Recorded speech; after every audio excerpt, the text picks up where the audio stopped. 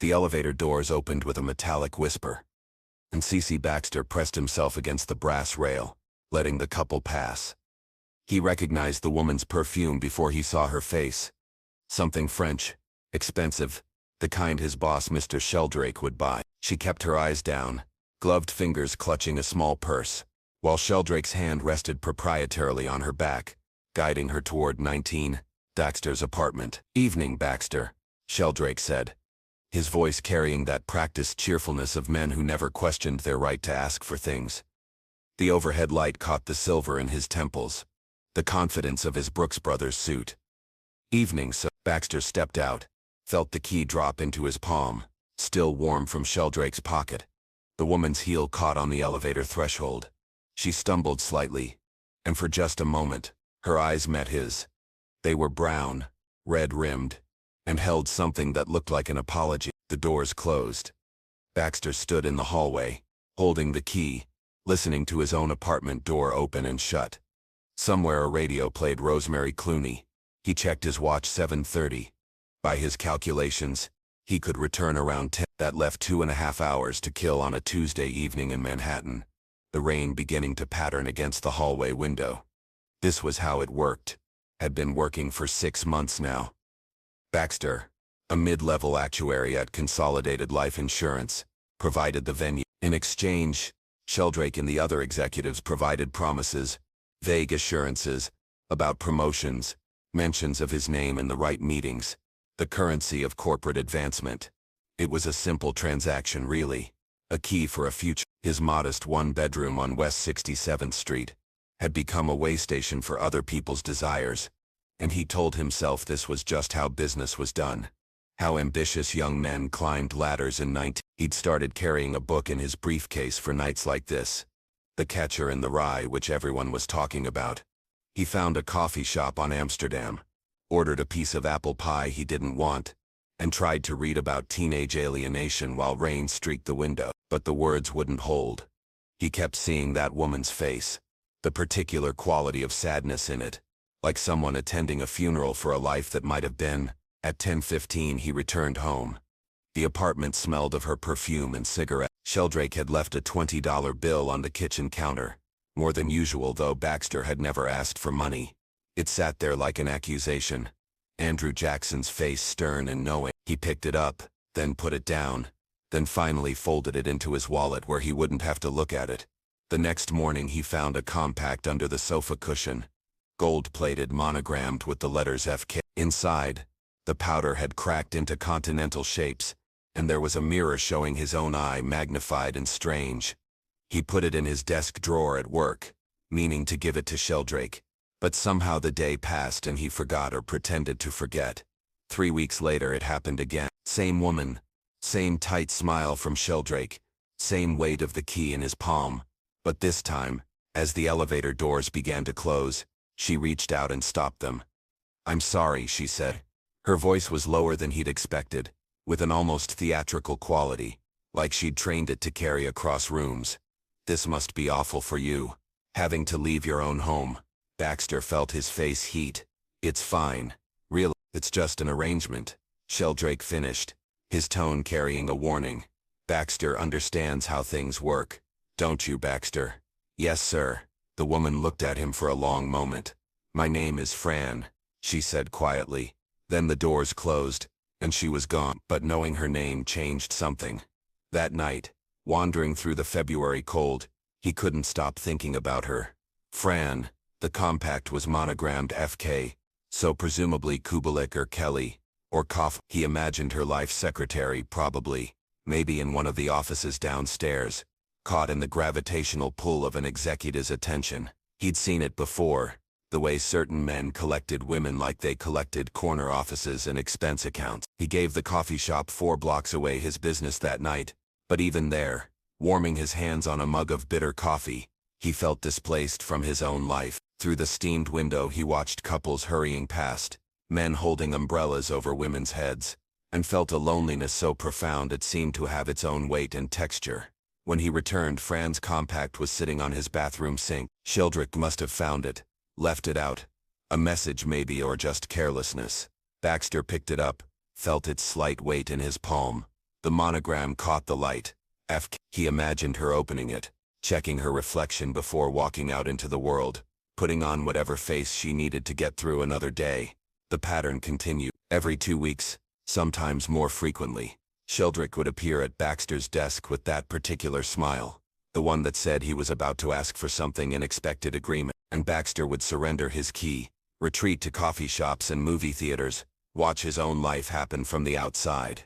He started seeing Fran around the building. She worked on the 19th floor in the personnel department.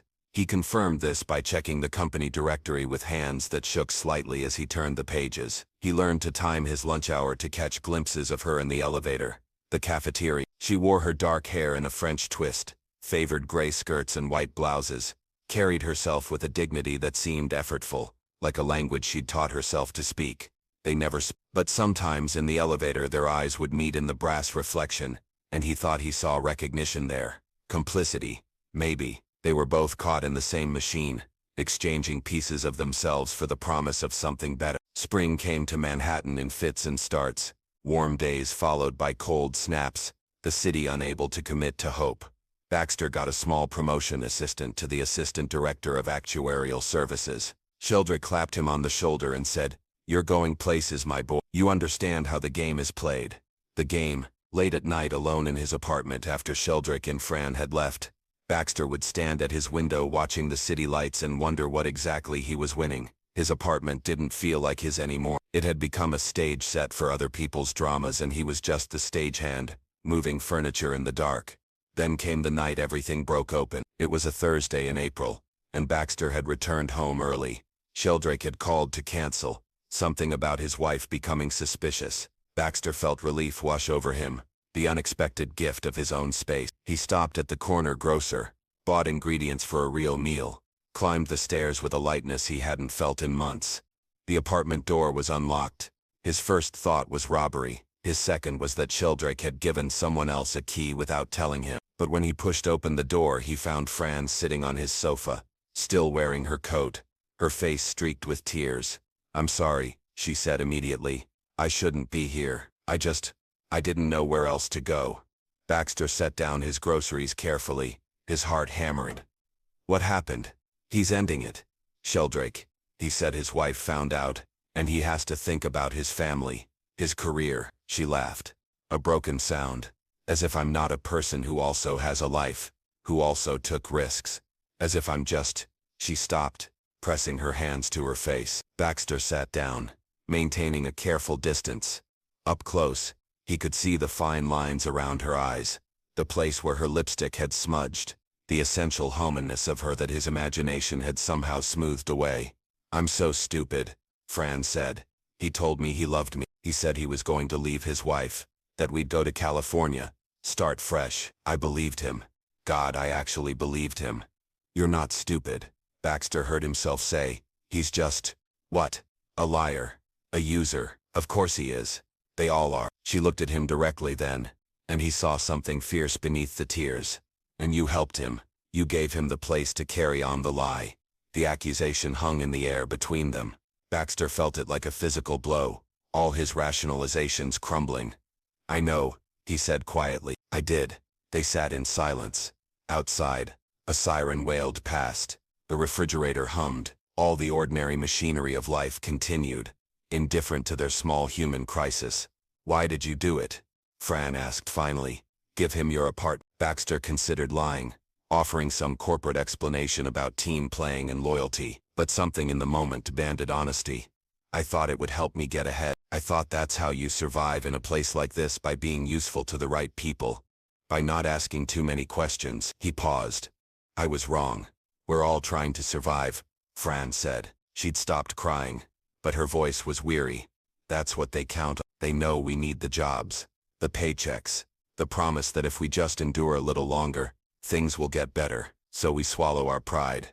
We give them pieces of ourselves, and one day we wake up and realize there's nothing left to give." She stood smoothing her skirt, rebuilding herself before his eyes. "I should go. I'm sorry for intruding." "Don't apologize," Baxter said. "And don't go. Not yet." He couldn't have explained why he said it, but Fran stopped, turned back, and in her face he saw the same loneliness that had been haunting him for months. the same sense of being fundamentally displaced from a life that was supposed to mean something. "I was going to make dinner," he said. "Nothing fancy, just spaghetti. But it's real food, and this is my apartment, and I think we both deserve to be here." Fran smiled, and it was the first genuine smile he'd seen from her. "Okay," she said. "Okay." They cooked together in his small kitchen, and it was awkward and ordinary, and somehow perfect. Fran told him she'd grown up in New Jersey, came to the city at 18, wanting to be an actress. Baxter admitted he'd always dreamed of being a writer, had a drawer full of unfinished stories he'd never shown anyone. They talked about movies they loved, books they'd read, the small private passions that jobs and obligations had pushed to the margins. "You're not what I expected," Fran said over spaghetti and cheap wine. "What did you expect?" "I don't know. Someone harder. Maybe. Someone who'd chosen all this, instead of just drifting into it." "Is that what you think? That I drifted?" "Didn't you?" She said it gently, without judgment. "We all do. We make one compromise, then another, and suddenly we're somewhere we never meant to be, living a life we don't recognize." Baxter thought about his promotion, his careful navigation of office politics, the key he'd surrendered so many times. "How do we stop drifting, I mean?" "I don't know," Fran said. "Maybe we start by being honest about where we are, and then we choose deliberately to go somewhere else." That night, after Fran left, Baxter sat at his kitchen table and wrote, not the careful actuarial reports that filled his days, but the kind of writing he'd abandoned years ago. Messy, emotional, true. He wrote about a man who gave away his home until he forgot what home meant, about a woman brave enough to love unwisely, about the violence of ordinary compromises, the death by 1,000 small surrenders. The next day, he didn't go to work. He called in sick, and it wasn't entirely a lie. He felt feverish with clarity, dizzy with decision. He spent the morning reading his old stories, the afternoon walking through Central Park, watching children play and vendors sell pretzels and pigeons fight over crumbs. Life, happening everywhere, asking nothing from him except that he be present for it. When he returned to work on Monday, Sheldrake was waiting at his desk. "Baxter, my office." Now, Baxter followed him up to the executive floor, noting details he'd always ignored before. The thickness of the carpet, the quality of the wood paneling, the way the secretaries kept their eyes down as men passed. This was the world he'd been so desperate to join. Sheldrake closed the office door. "I need to talk to you about Fran Kubelik." Baxter's chest tightened. "Sir." She quit on Friday, no notice, no explanation, just packed up her desk and left.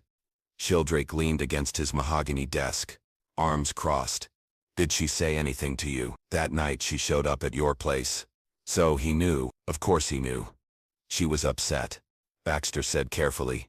"I'm sure she was dramatic about it. They always are." Sheldrake waved his hand dismissively. "But that's all behind us now. The important thing is that we maintain discretion." "I trust that won't be a problem." Baxter looked at his boss, really looked at him for the first time. He saw a man who believed the world existed to serve his appetites, who measured worth in power and possession. A man who left 20s on kitchen counters as payment for complicity, who called heartbreak dramatic, who trusted that everyone could be bought if you just found the right price. "Actually," Baxter said slowly, "it will be a problem." Sheldrake's expression sharpened. "Excuse me, I'm done with all of it. You can't use my apartment anymore." The silence stretched out. Sheldrake's face went through several expressions before settling on cold fury. "You understand what you're saying? What this means for your career?" "Yes," Baxter said, and felt something like freedom in the word. "I understand exactly what it means." He cleaned out his desk that afternoon. 23 months of employment reduced to a cardboard box, a coffee mug, a photo of Niagara Falls he'd never actually visited, a calculator, the compact with FK monogrammed on it. The other actuaries watched him go with expressions mixing pity and relief that it wasn't them. Outside, the May afternoon was warm and bright. Baxter stood on the sidewalk, holding his box, feeling terrified and exhilarated. He had no plan, no safety net, no clear sense of what came next. But for the first time in years, he belonged entirely to himself. He went to Fran's apartment, the address he'd found in the company directory before leaving. It was in a brownstone in the West Village. 4th floor walk-up. He climbed the stairs. Heard footsteps. Then her voice. "Who is it?" "It's Baxter." "CC. Baxter." The door opened. Fran stood there in casual clothes, her hair down, no makeup. She looked younger, more herself. "I quit," he said. "I just walked out." "Oh," Fran said softly. "Then come in." Her apartment was small but full of life. Plants on the windowsill, books stacked on every surface, a half-finished painting on an easel. This was where she'd been keeping her real self, the person she couldn't be at Consolidated Life. "I've been painting," she said, following his gaze, "taking classes at the Arts Students League. I forgot how much I loved making things." "It's good," Baxter said, examining the canvas, abstract shapes in blue and gold suggesting both confinement and flight. "Really good." They sat on her small sofa, and Baxter told her everything. Quitting. Sheldrake's reaction. The strange lightness he felt, despite having just destroyed his carefully planned future. "What will you do now?" Fran asked. "I don't know. Right. Maybe. Get a job that doesn't make me feel like I'm selling pieces of myself." He looked at her. "What about you?" "I got hired at a bookstore in the village. It doesn't pay much, but I like being around stories. And I'm painting. Really painting. Not just dabbling." She paused. "For the first time in years, feel like I'm living forward instead of sideways."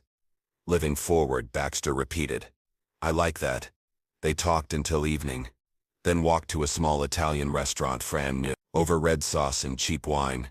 They discovered more symmetries between them. Both only children. Both drawn to cities because small towns felt suffocating. Both trying to figure out how to build lives that felt authentic instead of borrowed. "Can I tell you something?" Fran said, twirling pasta on her fork. "When I used to go to your apartment with Sheldrake, I'd notice things, books you were reading, records you liked, that poster of Paris you have in your bedroom. And I'd think, this is someone who wants more than he's letting himself have." "I could have said the same about you," Baxter replied. "The way you'd look at the city through my window, like you were plotting an escape. Maybe we were always plotting escapes, just needed each other to make them real." They walked home slowly through the spring evening, through the village streets with their jazz clubs and coffee houses, past Washington Square where NYU students sprawled on the grass and street musicians played for spare change. The city felt different to Baxter. Not a competitive arena where you fought for scraps, but a place full of possibility and second chances. At Fran's door they paused. The moment stretched between them, full of potential. "I'm not looking for another relationship right now," Fran said quietly. "I need time to figure out who I am without anyone else's needs defining me." "I understand," Baxter said. And he did. "But maybe friends, people who check in on each other, encourage the brave things." Fran smiled. "I'd like that. I'd like that very much." She kissed his cheek, a whisper of lips against skin, and went inside.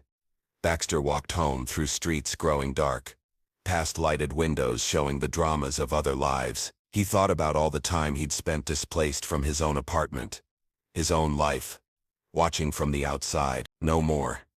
That night he sat at his kitchen table and wrote the truest thing he'd ever written. Not a story about other people, but his own story. The choices he'd made, the compromises that had corroded him, the moment when he'd finally said no. He wrote about Fran too. Her courage and fragility, the way she'd chosen herself over security. He wrote until his hand cramped and the first light appeared in the eastern sky. Over the following months, Baxter and Fran became each other's witnesses. They met for coffee, for walks through the park, for long conversations about art and ambition, and how to build lives that didn't require them to apologize for existing. Baxter got a job at a small publisher, reading manuscripts and learning the business. His own writing improved, grew sharper and more honest. Fran's paintings started selling at a gallery in Soho. Small sales, but enough to feel like validation. They were careful with each other, mindful of wounds still healing. But friendship deepened into something else gradually, naturally, like seasons changing. One evening in early fall, walking along the Hudson at sunset, Fran took his hand. It was a simple gesture, But it felt revolutionary. Two people choosing each other with full knowledge. No illusions. No transactions. "I think I'm ready," she said. "If you are." "For what?" "To stop being so careful. To risk it." Baxter stopped walking, turned to face her. The light turned her hair copper, and her eyes held that quality he'd noticed the first night. Determination mixed with vulnerability. The willingness to be hurt, if it meant being real. "I'm ready too," he said. They kissed there by the river, as boats moved past, and the city sprawled golden behind them. It wasn't a fairy tale ending. They were both still figuring things out, still carrying scars from the choices they'd made, and the people they'd been. But they were moving forward, together, no longer watching their lives from the outside. Baxter kept the compact with FK monogrammed on it, not as a relic of the past, but as a reminder of the price of compromises, the cost of giving away your space, physical, emotional, spiritual, to people who will never value it the way you should. Sometimes late at night in the apartment that was fully his again, he'd take it out and look at his reflection in its small mirror, checking to make sure he still recognized the person looking back. And he did, for the first time in years. He truly, in the end, we are all given the same choice, over and over, to surrender our spaces for the promise of security, or to claim them and accept the uncertainty that comes with being fully ourselves. The key is never what it opens. The key is knowing when to stop giving it away, and finding the courage to walk through our own doors, into lives that are messy and uncertain, and irreplaceably ours. Sometimes the bravest thing we can do is simply refuse to be displaced, to stand in the center of our own existence, and say, "Here, this is mine, and I will not be a visitor in my own life anymore." That is not a happy ending, or a sad one. It is simply the ending where we stop waiting for permission to be real, and choose it ourselves, whatever the cost.